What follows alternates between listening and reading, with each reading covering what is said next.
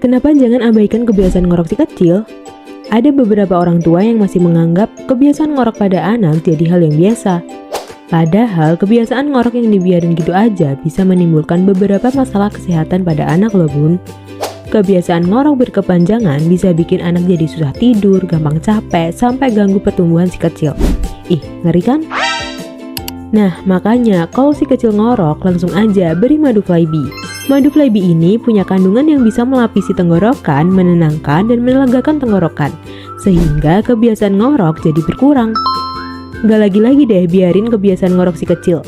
Mending langsung kasih 2 sendok madu Flybi untuk redain ngoroknya. Jangan tunggu kelamaan, pesan sekarang di sini ya.